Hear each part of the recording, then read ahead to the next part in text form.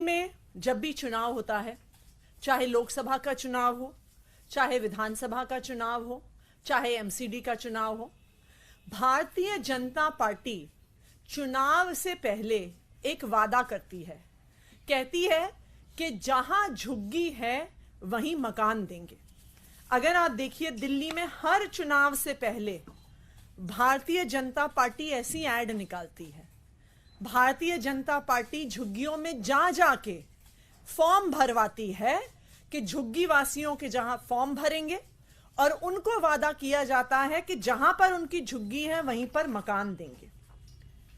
MCD के चुनाव से जस्ट पहले प्रधानमंत्री नरेंद्र मोदी जी ने 500 मकान कालका जी में झुग्गी वासियों को दिए और दिल्ली के सभी झुग्गी वासियों को वादा किया, एक फुल पेज न्यूज़पेपर एड निकालकर, कि दिल्ली में रहने वाले हर झुग्गी वासी को उनके घर के 5 किलोमीटर के अंदर अंदर हम मकान देंगे। जैसे ही चुनाव खत्म हुआ, जिस मकान के कॉम्प्लेक्स की उन्होंने चाबियां दी थी, उसके बगल की झुग्गियों को तोड़ने का आदेश भारतीय जनता पार्टी की डीडीए ने निकाल दिया।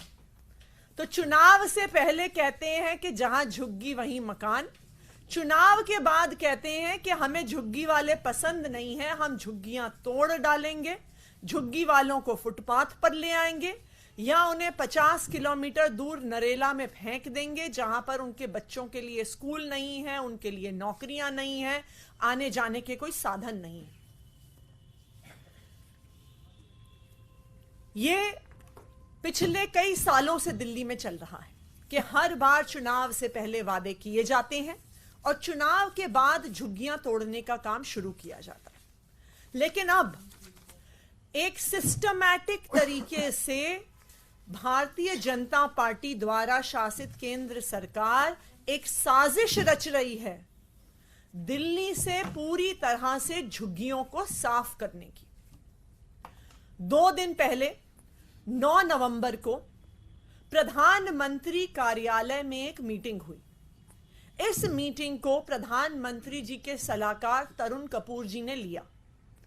इस मीटिंग में दिल्ली की सारी लैंड ओनिंग एजेंसीज को बुलाया गया, जिसमें एमसीडी, डीडीए, रेलवेज, एलएनडी और सबके अधिकारियों को बुलाया गया और उनको सख्त आदेश दिए गए हैं कि दिल्ली में से पूरी तरह से झुग्गियों को साफ करना है। किसी भी जमीन पर झुग्गी खड़ी नहीं रहेगी, झुग्गी वालों को पूरी तरह से साफ कर देना है।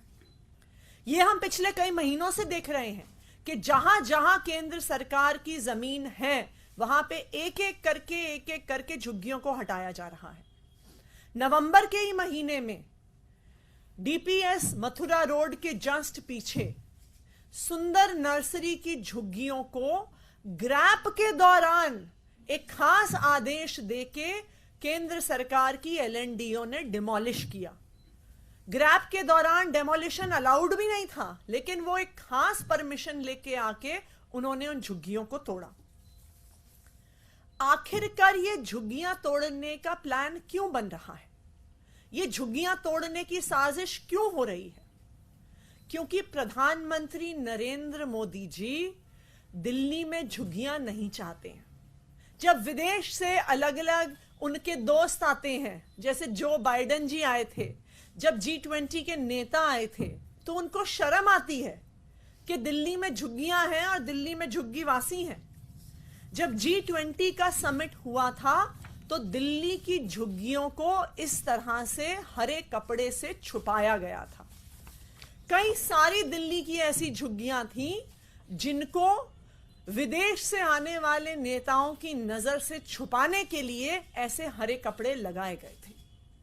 प्रधानमंत्री नरेंद्र मोदी जी को झुग्गी वाले पसंद नहीं है, उन्हें झुग्गियां पसंद नहीं है और वो दिल्ली से पूरी तरह से अब इन झुग्गियों को साफ करने का प्लान बना रहे हैं। लेकिन जब तक दिल्ली में अरविंद केजरीवाल की सरकार है, जब तक दिल्ली में आम आदमी पार्टी है, हम दिल्ली के हर झुग्गीवासी के अधिकार के लिए लड़ते रहेंगे। जब तक अरविंद केजरीवाल हैं, चाहे हमें कोर्ट जाना पड़े, चाहे हमें सड़क पर जाना पड़े, चाहे हमें संसद तक जाना पड़े, लेकिन हम दिल्ली में एक भी झुग्गी को तोड़ने नहीं देंगे।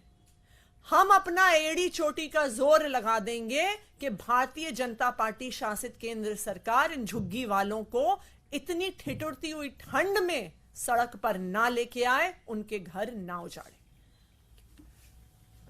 नमस्कार दोस्तों, अक्सर जितने भी बड़े शहर हैं, चाहे वो बॉम्बे हो, दिल्ली हो, कलकत्ता हो, सब में अलग अलग जगहों पे जे क्लस्टर्स हैं और जे क्लस्टर्स समाज की सच्चाई है। उन जे क्लस्टर्स में कौन लोग रहते हैं?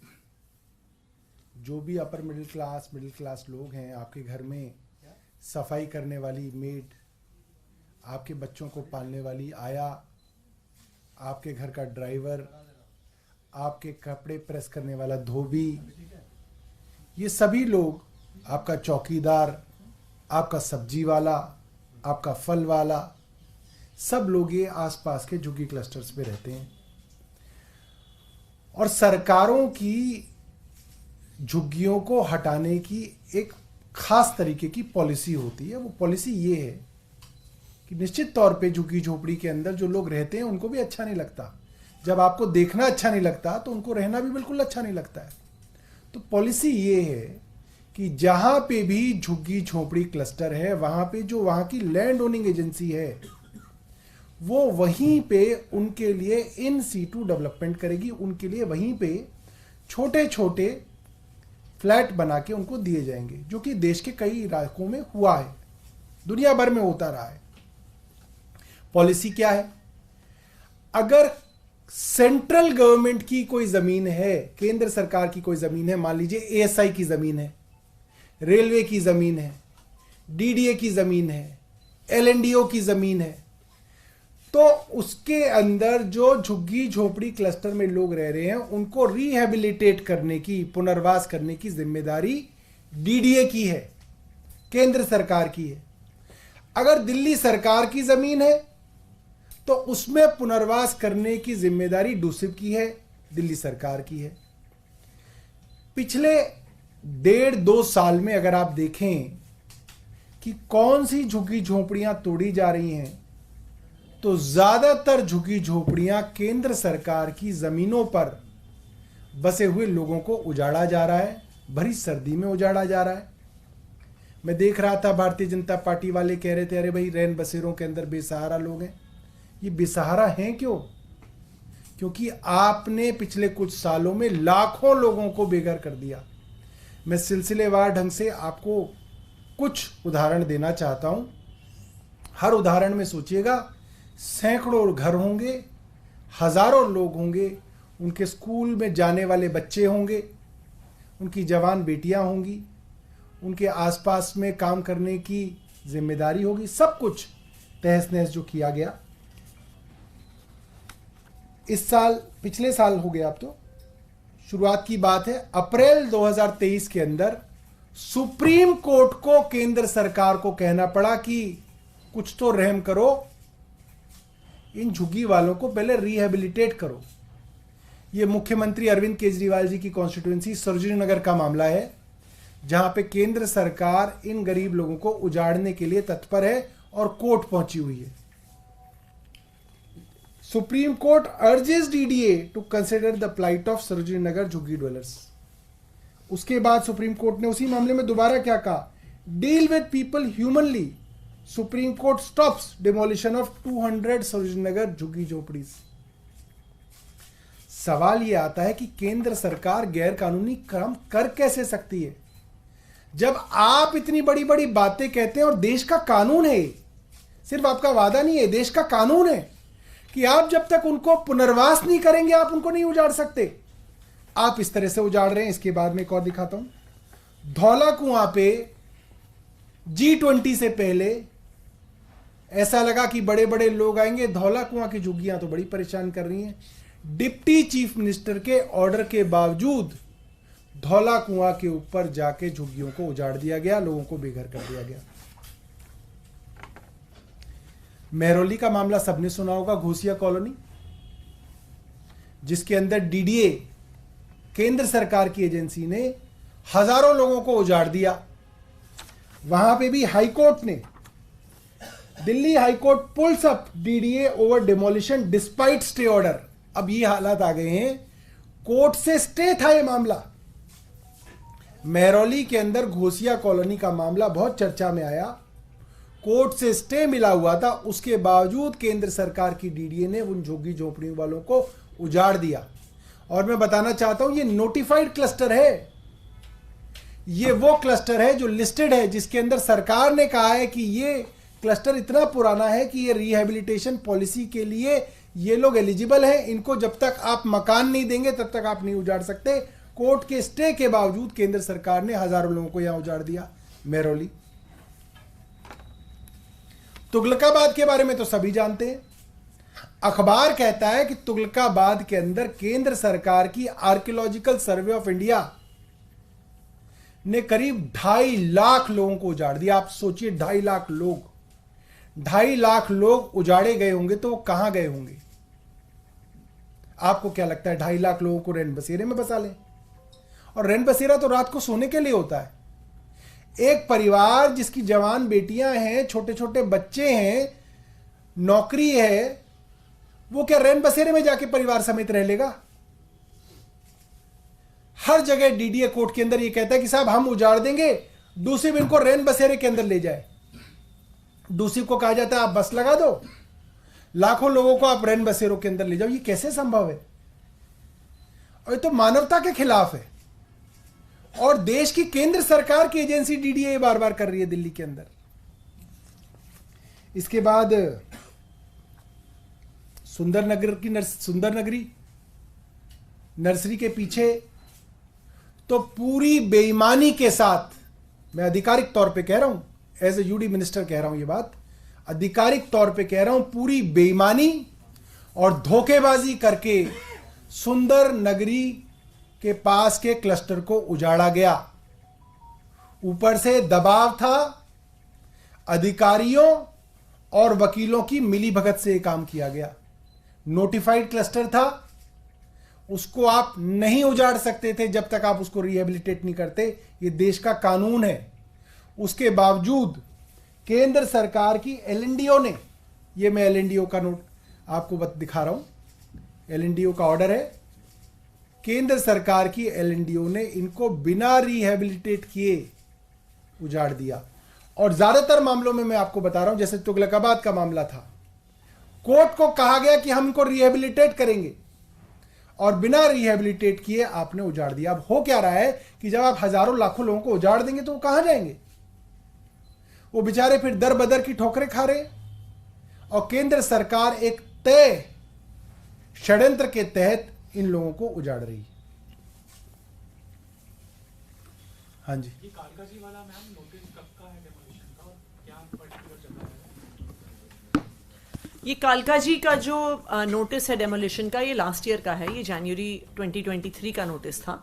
और ये जो फ्लैट्स बने हैं डीडीए के, उसके जस्ट बगल में एक नवजीवन कैंप करके बहुत बड़ा जेजे क्लस्टर है, जिसमें कम से कम 15,000 लोग रहते हैं।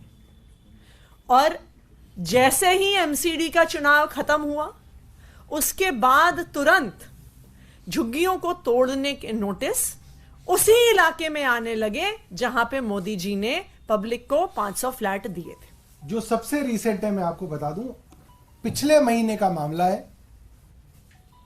नई दिल्ली विधानसभा के अंदर सफदरजंग रेलवे स्टेशन के निकट रेलवेज, जो केंद्र सरकार की एजेंसी है, उसने झुग्गी झोपड़ी क्लस्टर को उजाड़ने की कोशिश की, डिमोलिशन ड्राइव शुरू कर दी।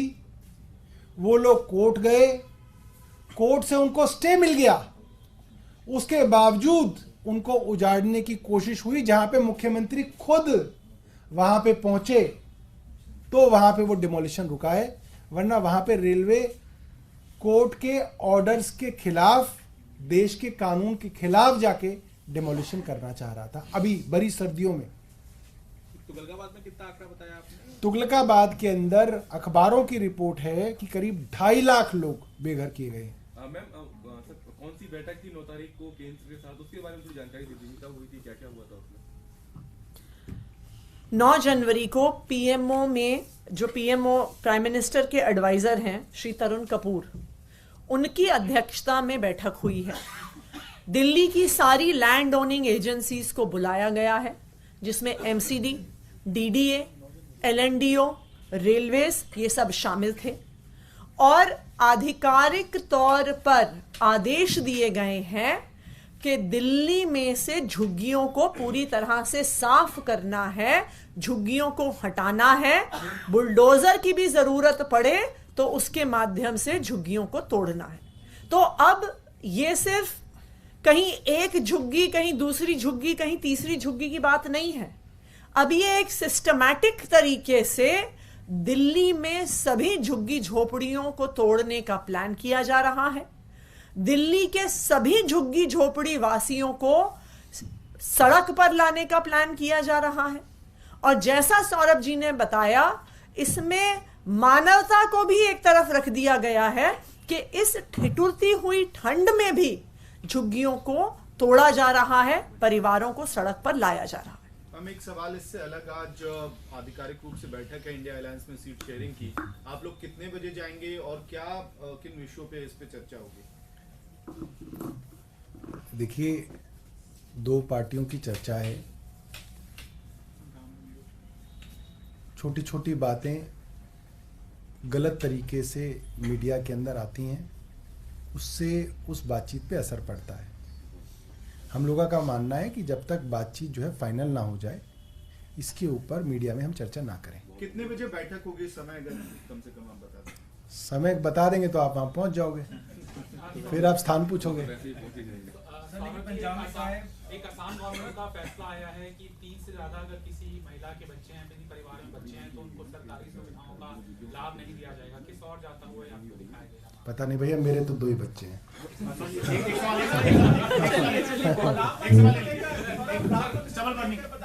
तो मुझे तो आसाम में कुछ मिल ही जाएगा।